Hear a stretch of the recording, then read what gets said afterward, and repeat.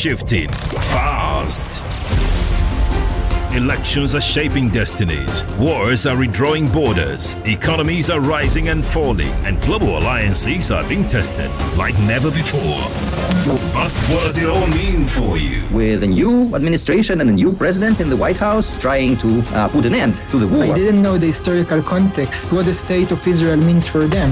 Join the fearless Ireti Bakare-Yusuf on Borderlines every Friday at 4 p.m. on Nigeria Info 99.3. As she dissects the biggest global events and their impact on world peace. Those who are not familiar with Israel or the war itself would not know much about the group breaking the silence.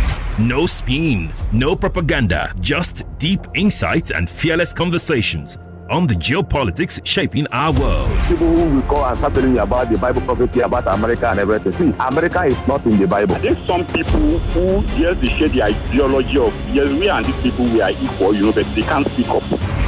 Borderlines on Nigeria Info every Friday at 4 p.m. The world is changing. Don't just watch, understand it. Nigeria Info. Let's talk.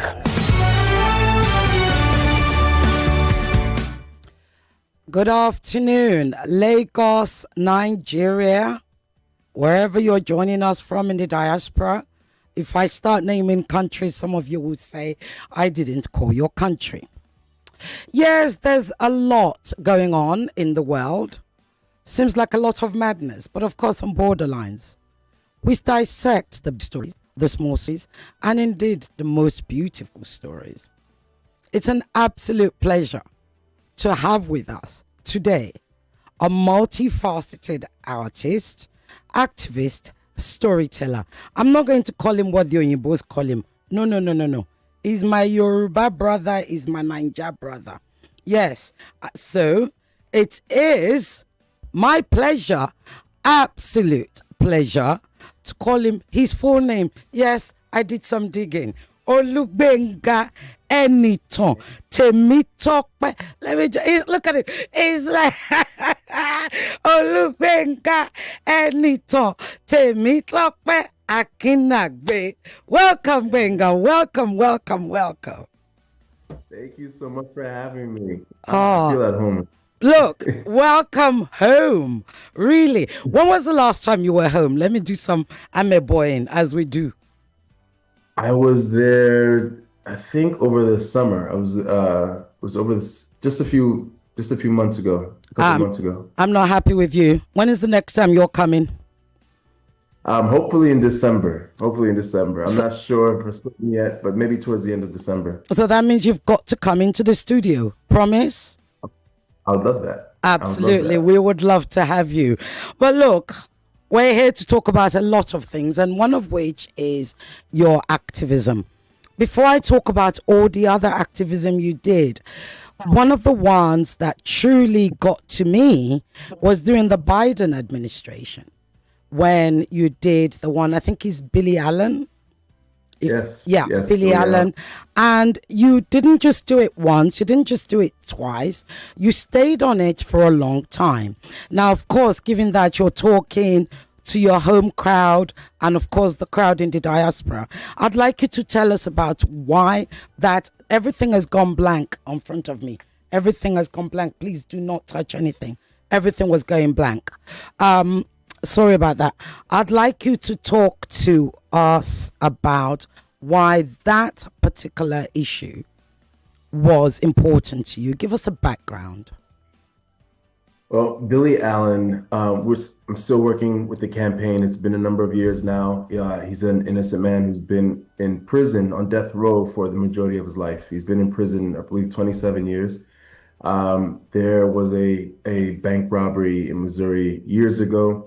And a guard was shot and killed. The people who committed the bank robbery had jumped in an escape van and crashed the van, and they had doused the van in gasoline with the plan of like setting it on fire to once they escaped. And so the man that they caught at the scene at the crash, his clothes was obviously doused in gasoline. A day later, they arrested Billy, who's not seen at the crime scene. He was not there at the crime scene. And they tested his clothes and his skin, and there was no gasoline. And then they refused to do any more testing as far as DNA. He's been asking for them to test the DNA for like over 2 decades, almost 3 decades, so he can prove his innocence. But they convicted him and they sentenced him to die. Now, Biden, we were trying to get him to give Billy a pardon before he left office. Hence the press conferences, hence Billy testifying in front of a congressional group from death row, and it didn't work. Ironically enough, if it is irony, Biden did give pardons to all his family members, though. But he did commute 37 of the 40 people on death row to life in prison. So it just meant that the state couldn't kill them. But particularly, this is particularly egregious with Billy, who's innocent. So we've been lobbying since with the new administration and folks in the administration to look into this case and to hopefully grant Billy a pardon or commutation. A pardon. So this is what's interesting, because of course this is not unusual in the United States. We hear of this all the time. It's I mean, I hate to say it, it's normal, right? For all these miscarriages of justice, and even more so miscarriages of justice on black men especially. As a black man, it doesn't surprise me that you've taken this on. But why do you think Biden refused? Why did he ignore? I mean, you went on talk shows, you did campaigns. Those of you who don't know about it, if you go to Instagram, Gbenga Akinnagbe's Instagram, you will see the short documentary. There's a part 1 and a part 2. Please go and watch it. It's really quite harrowing. Why do you think President Biden at the time, well, he was then, why do you think he ignored everything, all the evidence?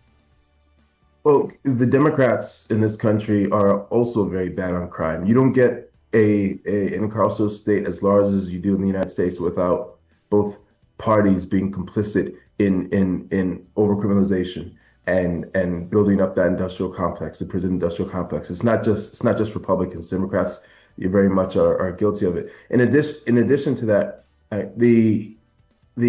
think Democrats are so worried about being seen as soft on crime, they go extra. They go hard, they overcompensate.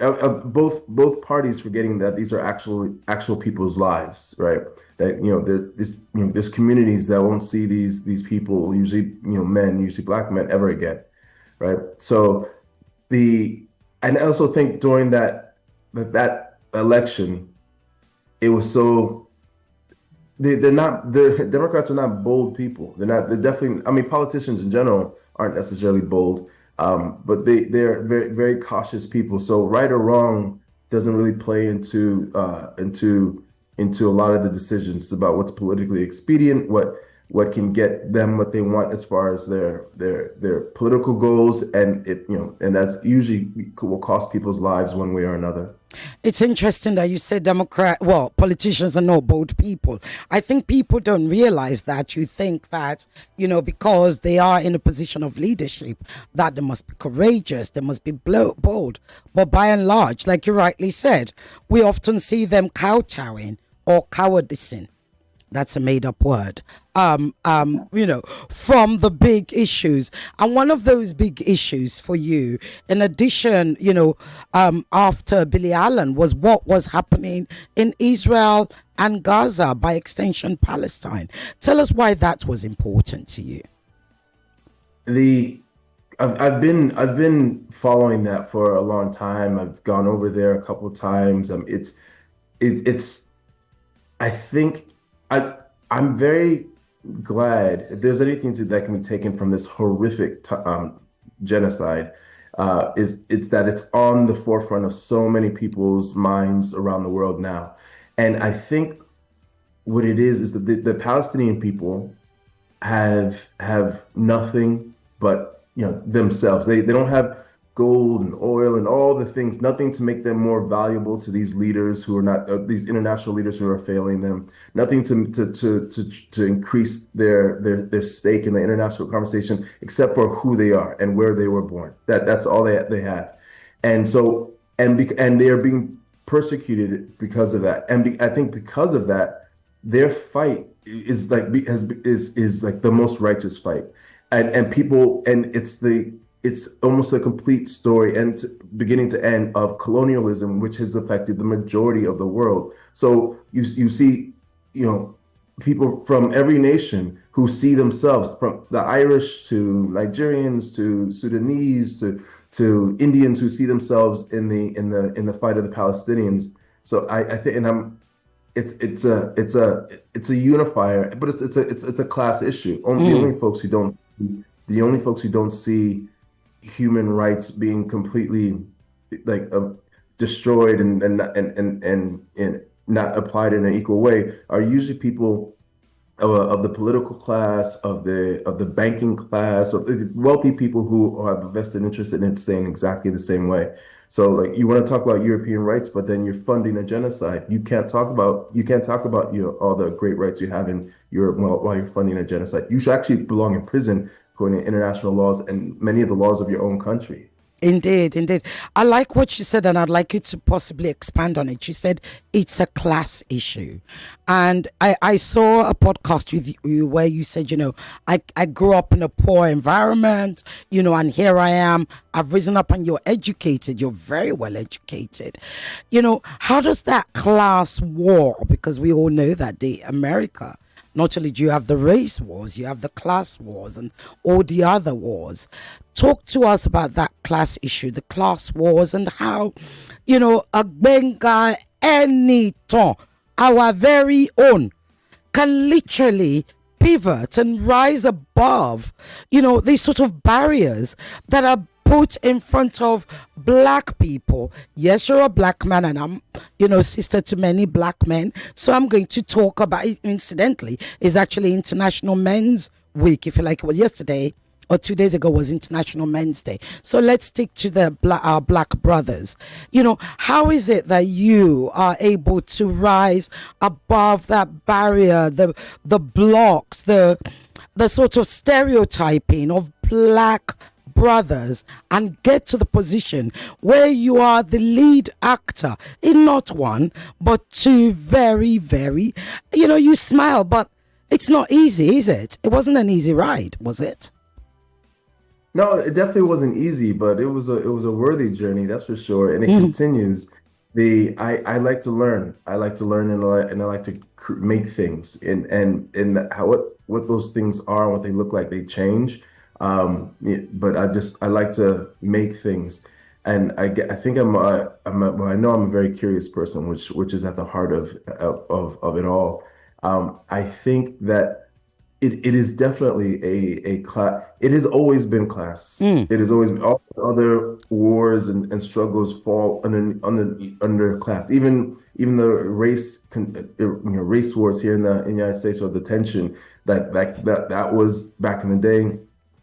Wealthy Southern whites realizing that, there are more enslaved people and more poor white people than us. And if they are working together and get along, that is a problem for us. So we need to make sure that they are pitted against one another. And so a lot of the propaganda began then about, what black people are as far as less than. And as long as there's someone you feel more than, then you don't worry, you don't think about why your situation is so bad, because you're not this slave and so on. And so those things were interwoven into American society, into the birth of this nation. And it's not unique to the United States. And it's seen, it's our tribal differences in Nigeria. I'm mad at you. Yeah. Listen, are you serious? Meanwhile, we're living on less than $1 a day in one of the wealthiest nations in the world. That is how could we be talking about anything but that? About being Igbo or Hausa or Muslim or Christian when we're living than $1 a day in one of the wealthiest nations. So that should be the only conversation. And anyone who facilitates that system, that they're not helping Nigeria, and things need to change. Well, it's incidentally, I'm glad you mentioned Nigeria. I was going to go there later, but now we'll talk about Nigeria. And Paul, I didn't want people to say, oh, because, it's your Nigeria brother, you only want to take him for Nigeria. But Gbenga, honestly, adopting you as a brother is an absolute pleasure and an honor. But let me go back. So here's the thing. You've heard the discussions that's been going on, the global discussions about President Donald Trump designating Nigeria as a country of particular concern. Although some would say, I have a friend who actually said, well, if you're a Nigerian and you've lived in this country and you don't see it of a particular concern, then you don't understand. You don't understand Nigeria.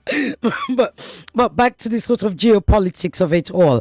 When you heard that, how did that make you feel of it as a Nigerian? What were your initial immediate thoughts?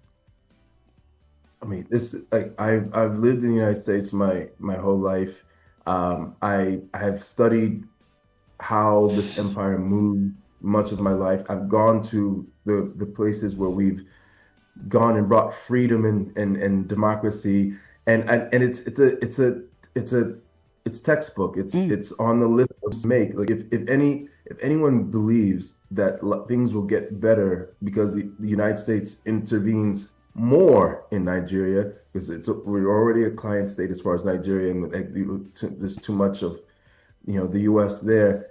They have not looked at the stats, but statistically, any country that the United States intervenes in does worse over time. Does worse. As bad as things are, please don't believe it can't get worse. Just you want to see it get worse. Welcome the United States to your door. Hell and the seven horsemen have arrived. Absolutely. Storytelling is one of what you do best. Okay. First of all, though, before I go into asking you about your storytelling technique and everything, I've got to poke nose. You know what that means. How did you get the role on The Wire? Tell us. We won't tell anybody. Just gist us. Just between you and me, right? Yes.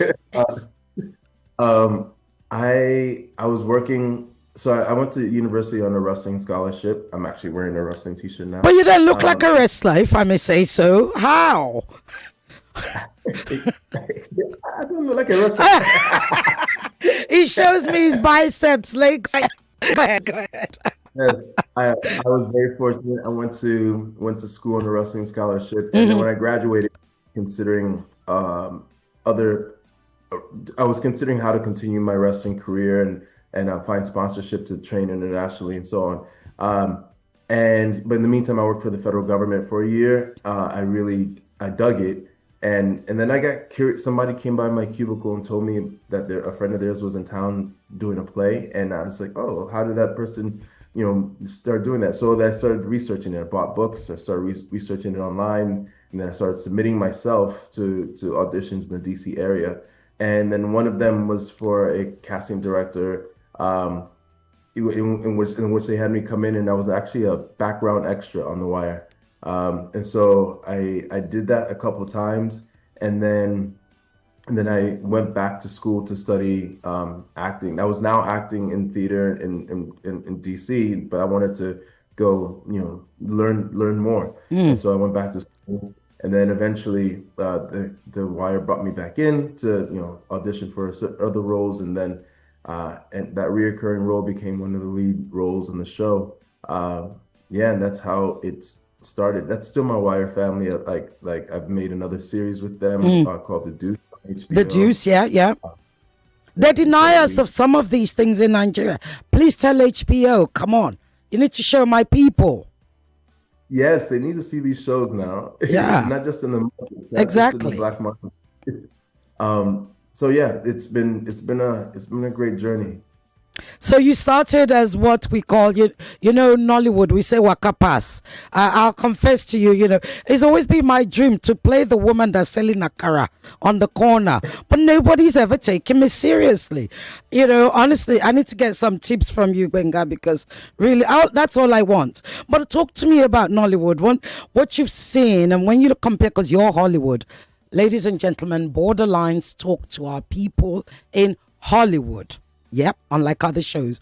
So talk to us, do a sort of comparative analysis. Our Nollywood is going better and better, of course. There's a lot that can be done, that we can get better at. And I think, I often say to people forget where Hollywood started, and how low level it was. And here we are in Nollywood, actually, almost sort of nearing them, if not close enough. So talk to us about that, as a Nigerian, as a creative, as a storyteller, indeed, as a very successful actor. When you look at Nollywood and Hollywood, what do you see? And when are we going to see you in a Nollywood production? It's been exciting to see the rise of Nollywood, how relatively fast it's been growing, how global it's made itself. Like, I spent most of this year in one African country or another, Kenya, Uganda. I was so everywhere I was, Nollywood films were being quoted left and right. Like, Nollywood, they knew them left and they knew all the lines. Obviously, not just Africa, in India and in Caribbean and so on, to state the obvious. So that, to be able to do that in the amount of time that Nollywood has done it, it's impressive. And on top of that, the productions are getting better, the skill sets are getting better. You're having folks like me who are coming to the state, to Africa and wanting to work with our brothers and sisters there and making content, making stories. So it's this connect. It's storytelling is a way of connecting. I'm excited about where it can go. I know that everyone across the board, as far as from the crews to the actors, everyone needs to be paid more. The film industry though is a difficult industry in general, because it's in Hollywood, for example, I'm part of a group of people, as far as like SAG, my union, where only 3 to 5% of the people work. Right. So if you would ever, join an industry where like only 3 to 5% of the people, work consistently, so it's inherently a deeply flawed industry as far as like opportunity. That being said, we've never been at a better place to start making our own opportunities, our own machine. And that's what Nigerians do to their core. I'll do now. Now. So that's can explain why that Nollywood has grown so fast. It's a nation of people, self-starters. You have a project called Anytime, which is to do with furniture. Talk to us about that. I mean, I know I told everybody one of your names is Anytime, and those, if you don't know what Anytime means, don't worry. Let's test Gbenga on his Yoruba Nijaness. So tell us the meaning of Anytime, why your project is called Anytime, and really what inspires, the fabric, especially the African fabrics that you use on it. So Anytime, the Anytime Vintage is the name of the brand. They're vintage and antique pieces that I source from my travels and I bring back. And including fabrics that I source from all over. I've built up a sort of fabric library, and I redesign these pieces. Anytime means person or story. There's a story behind this person's life, right? And so did I pass the test now? You passed it, and I'm gonna ask what your story is, but go ahead. And so I feel these vintage and antique pieces have energy to them. They've been in so many spaces. They've contributed to so many people's lives. They've witnessed so many things, and sometimes they're not in the best state, and they need to be revived or saved, or just have their story added to. One of the ethoses of this brand is, you have these African fabrics or these African inspired fabrics that are either go over these different, oftentimes European style furniture pieces. And so for me, it's reappropriating the appropriated, taking back and taking over as I feel, we do culturally as Africans all over. So, and I love the pieces because they just tell stories, and then people who get it, they bring them into their spaces, like their homes and so on, and they now add to the story of their homes, that room, and it's another way of telling stories for me, contributing to other people's stories. Indeed. Now I'm gonna take you a little bit further back. So growing up, did your parents speak Yoruba to you at all in DC? No, they spoke it around me, but not to me. So you can't speak it. I want to hear more. I love when I hear Yoruba. I get so excited. So I want to hear it. So please, all the time, give it to me. Well, I mean, look, I'm not going to put you. Hey, Mike, I speak it, Dada. Can I do that? I'm asking my producer, my executive producer, can I speak to you in Yoruba? Because we have so many everybody else, but I can say Gbenga, welcome. What should I say? Welcome, Kabo.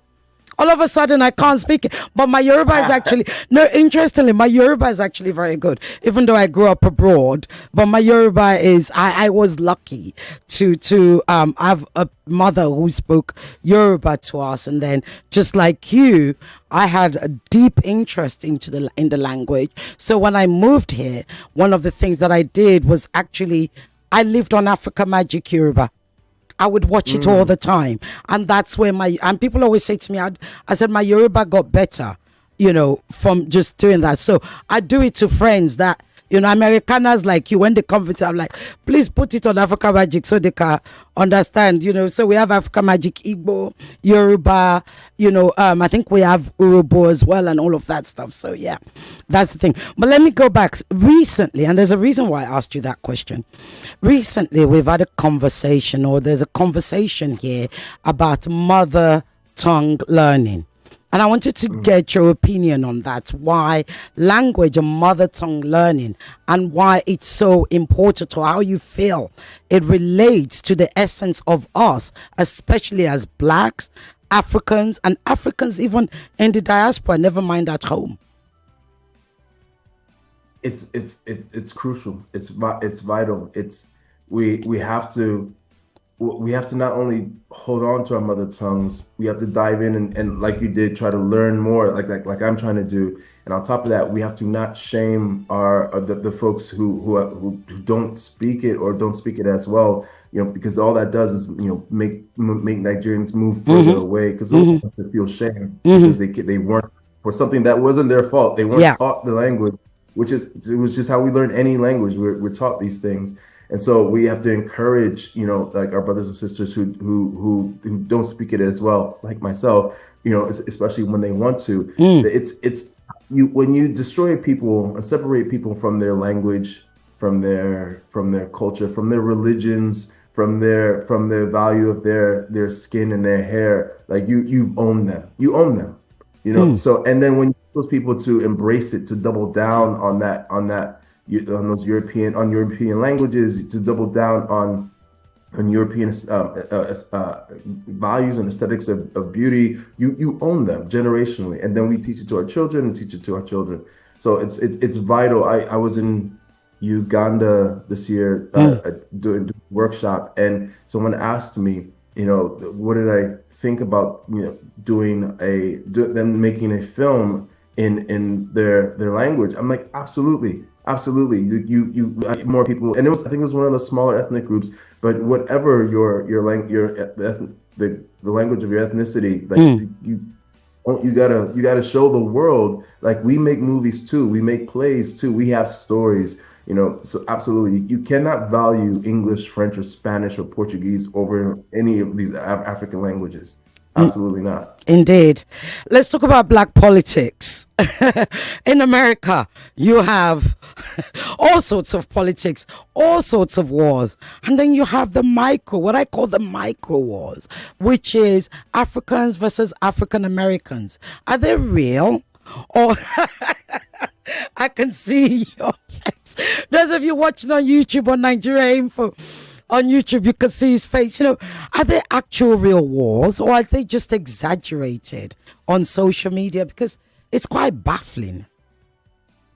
But if both are true, like there's social media exaggerates everything, but it is a baffling reality.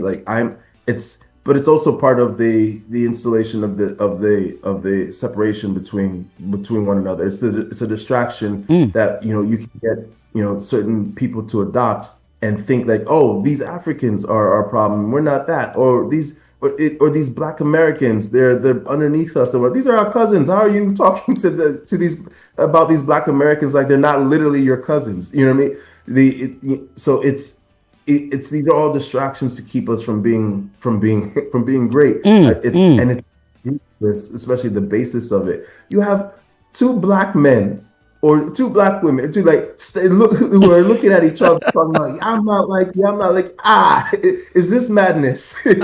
I'm like, meanwhile they're being looted by Uncle Sam. I'm like, come on. No. So it's unfortunate, and we must do our best to dismantle that. But fighting them isn't going to dismantle that. Yeah, it's about embracing. Like I tell Black people this all the time. Black people in the States, everything in Africa is yours. Like everything in Africa is yours. The air, the oil, the gold, the everything that the people, the culture, everything that's valuable in Africa is yours. Don't let even Africans tell you it's not. And so you have to connect. You have to go back. You have to just eat even if it's like pen pals, feel like that is yours. The world opens up when you realize that like the most powerful continent in the world belongs to you as African Americans, and it's not the United States. Indeed. Let's talk about solidarity, that idea of resistance. So, given Donald Trump, Uncle Sam, his new designation of Nigeria as CPC, some have suggested that it's a distraction. It's meant to distract the world from what Israel is doing in Gaza. Would you agree? And if so, why? That's definitely part of it. Like it's meant to distract from the genocide. I always feel it's important to call things what they are. The genocide happening on the ground there, and the genocide has been happening since 1948, since the land was like stolen. So, and call things for what it is, but it's obviously intensified at the expense of our Palestinian brothers and sisters. And you have someone who's in office who's not politically very strong right now.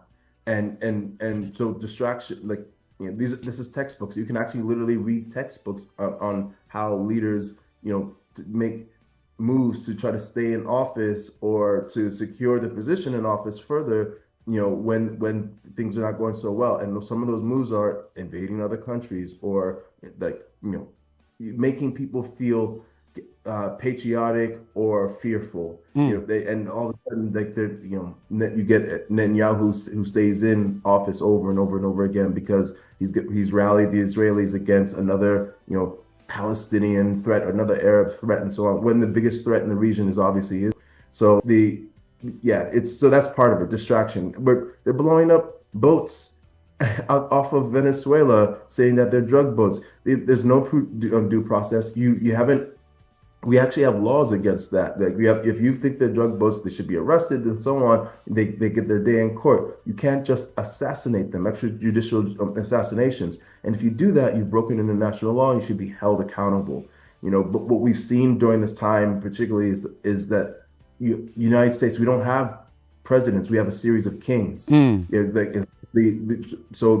are not held accountable. We need to start sending these people to prison for the world to start to adjust towards any type of normality or equality. We need to start sending people who do these crimes to prison. We actually they exist. It's not out of the realm of imagination. We have these laws. Thank you. And it sounds like exactly what we say in Nigeria. We need to have these people sent to prison. There are laws, but it seems leaders are often the weakest link, as I often tell people. Talk to me about, I've often said to people, and correct this notion if it's wrong, as black people, especially in this moment, we're halfway through the 21st, almost halfway through the 21st century. Can we afford to be divorced from politics, in particular geopolitics? No. Not only can we not afford to be divorced from it, we whether we think we are or not, we actually are not. Like, the Black and brown people make up 93% of the world. 7%, only white people are only 7%. 7% in the world, right? And yet there's a disproportionate amount like concentration of power and wealth. And how and why is that? That happens, one, because of plunder and colonialism, but it continues to happen because of a system we are all like we just continue to this is the way it is. And so these people, the European countries are greater and they get to exploit and so on. And our lives are, I hear this a lot, particularly in Nigeria, when we're struggling. Oh, in heaven, things will be better and I'll be rewarded from it. So no, when I hear that, I'm shocked. Like, this right here, this is the life you've been given. This is right? it. Whatever God you believe in, they gave you this life to make great, right? So by letting your leaders or or the power structure or Europe continue to exploit you and your people, you've given up the ship. We don't have to wait to heaven or whatever you believe happens afterwards to be rewarded. You make it happen here. Indeed. But how do we hold these leaders accountable? Like, of course, the way, just like you said in the USA, it's the laws are there, and one would presume, you have such a strong constitution in the USA, but even that doesn't, and you have the Supreme Court, which was strong. I see the look on your face. It used to be strong. And indeed, Nigerians could actually say, look at America.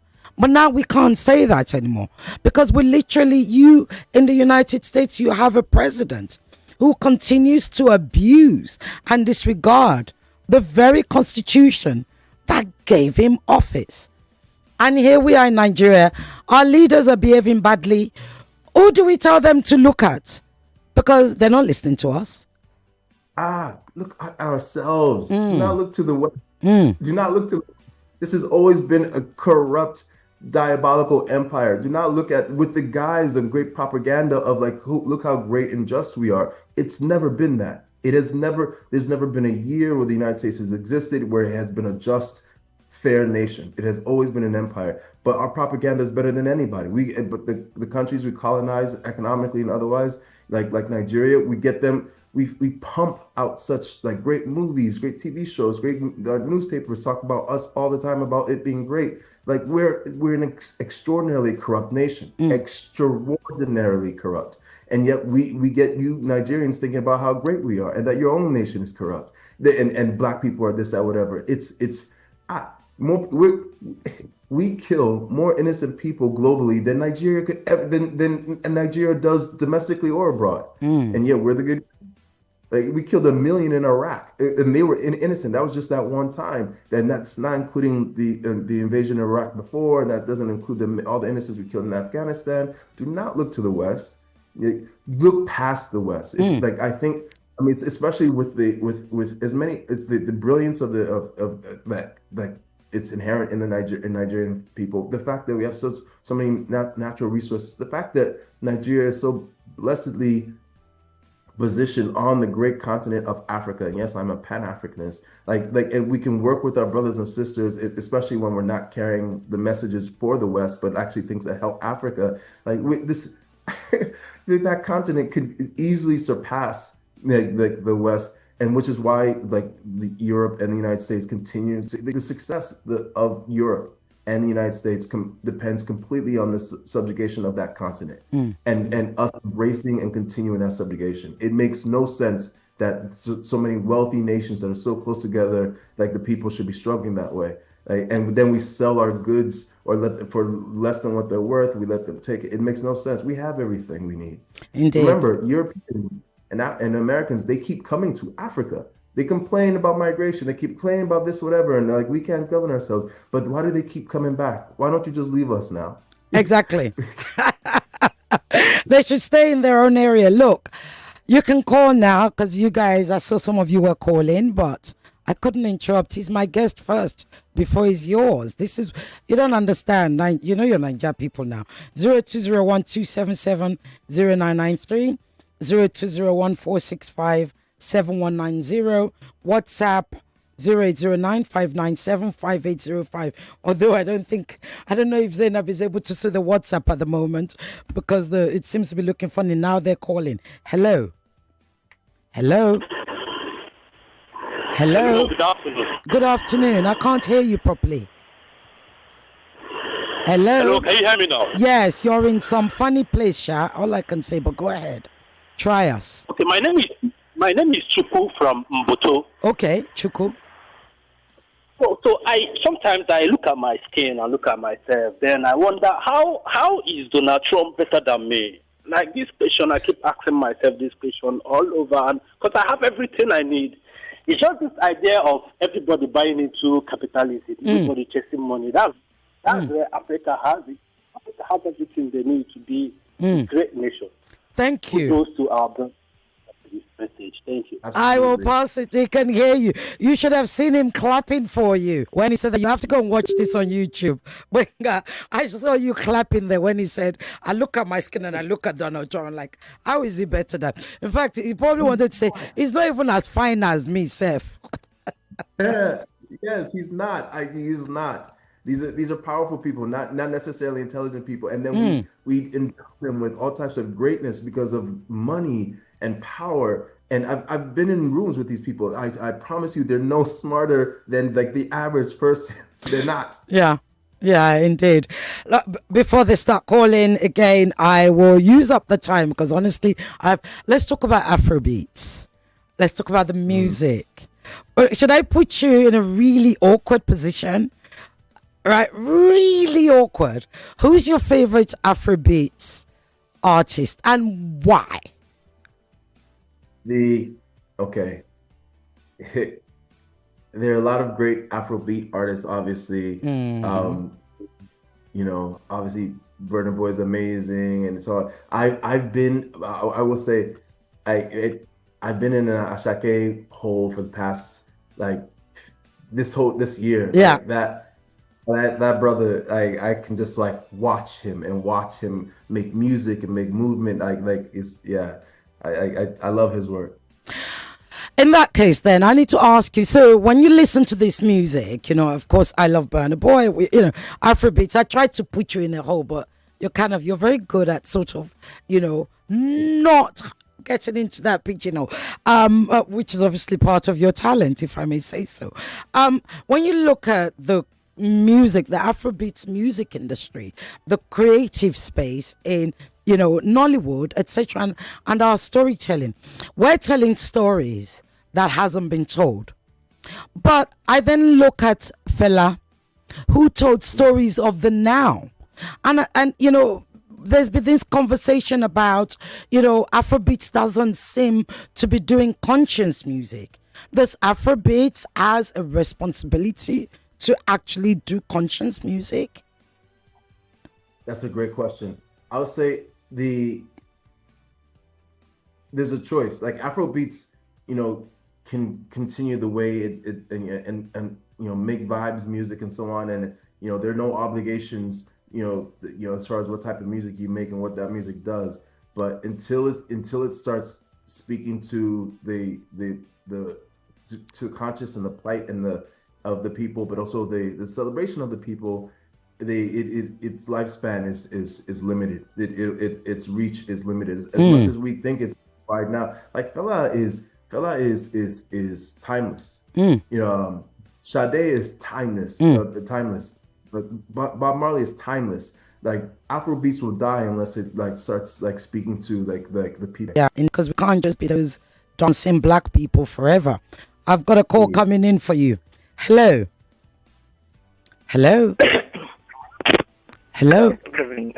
Soge. Maduka from Festac. Maduka, yeah, please speak up. So our superstar can hear you. Maduka from Festac. Go ahead. I just want to ask your guest. Yes. When he looks at African leaders, what kind of feeling does he get? Okay. That of sadness, that of worry. I want to hear his opinion. Okay. Thank you very African much. Leaders. Thank you. Yeah. Did you hear that? When you look at African leaders, how do you feel? Okay, they've started to call. Why do you people leave it till last minute? Gosh, let me give you a minute. Now I've got several lines going. Quickly, 1 minute so I can answer more calls. I feel like it's all of the above. I feel like because I live in probably the most corrupt nation in the world, I don't judge them any more than I judge the leaders here. But I do feel it's wasted opportunity. Like what like Africa can do, and what our leaders owe more to the people than what they're doing. Thank you. Owe more to the people. Thank you. Hello. Hi, Sister Gay. Very quickly, Mrs. Oboli. Very quickly. To you and your guests, I say good evening. Mr. Gbenga, thank you for not forgetting your Yorubaism. My question would be, if there was one advice he'd give to our rulers, I use rulers because they are not leaders, who go cap in hand to the Western world to seek for arms, what would that advice be? Okay, thank you. Right. Very quickly. Oh, they want to throw me off. Quickly, go ahead. If there's one advice you would give to she used rulers who go capping hand to the West, what would that advice be?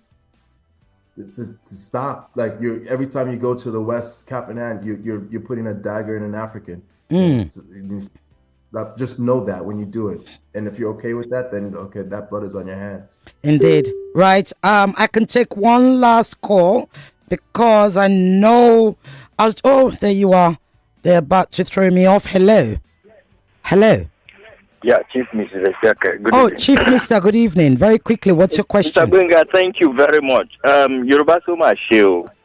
You know, with the type of leaders we have, with what is going on, especially in Nigeria, but I hear somebody like Gbenga, I know there's hope. There's hope, my brother. Thank you very much. Keep the flag flying. Let them keep on disgracing themselves. But with people like you, Gbenga, I hear you this night, and Chief Miss Ireti Bakare, thank you for bringing these guys to us. Thank you. There's hope. Thank you. There you go. It's like they're meeting you at the airport, right? You know, you don't need a... Can I still fit in one more call? Yes, I can still fit in one more call. If you want to call 0201-277-0993, 0201-465-7190. Oh, I believe I have something on WhatsApp. What do you have? His face looks familiar. Just tell them I'm Denzel.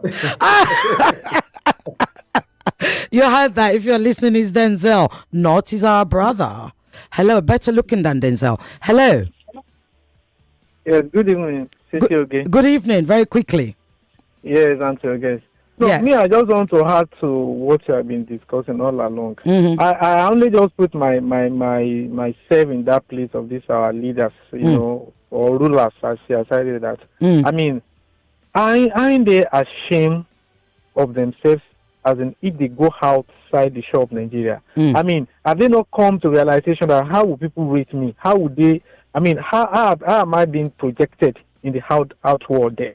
Thank you. So with the things happening in this country, that's just what is paining me. I don't at their heart that's so sincere that I mean they don't even think of this. I mean, there's something they call just common self-respect. Thank you. I mean, how would they do it? How would they? Thank you. Mean, the other people will respect them. Thank you. What is? I think I'm going to leave you to kind of respond to that. Really, are they not ashamed because they're embarrassing us? I think is what my caller's trying to say. I'll say two things. One, like it's the same thing in the States. Like oftentimes the worst things I hear about Nigerians come from Nigerians. We are horrible with one another, and especially as we talk about one another. And so I say that not because we shouldn't hold our rulers and that woman's right to task. but we should also understand that like these Western leaders are also very corrupt and also very they don't feel the people. Once there's a thing that happens to someone when they have unchecked power, they change. They become something else. They can't feel empathy the way regular people do. They're able to do all types of harm and still consider themselves good people. So to answer that brother's comment, he's absolutely right. No, they don't feel the same things. They don't see us like as humans. We are numbers on a board that either are issues to be dealt with or to be or people to be exploited. But that's about it. Gbenga, anytime. Akinnagbe, do I sound like your mom? Like the way she would call you? Gbenga, anytime. Akinnagbe, our very own Nigerian Hollywood star. Thank you so very much. And look, all of you that are really saying, it's me, it's okay, thank you for bringing. No, let me tell you who made sure we got him. My executive producer, Tatiana Musali. She's a huge fan of yours. Thank you so much, Tatiana. She reached out, and I was like, and I'm glad she kept reaching out. I was excited and thank you for giving me this opportunity to be on the air with you all. Thank you for talking to us. Have a fabulous weekend. And when you come in December, you've got to come to the studio. We have the biggest radio station in the whole of Nigeria. We've got Cool FM. We have Nigeria Info. We have Kids FM. We have Wazobia, where you can hang out with the pigeon speakers. You've got to come. I think I've done Cool FM before, maybe Wazobia, like years ago. You can do it again. Do you want us to wear Shrebi? Gbenga, thank you so much. Thank you so much, ladies. I really appreciate it. All the best. Thank you, Zayn. Have a great weekend, sir. Bye-bye. Bye, ladies.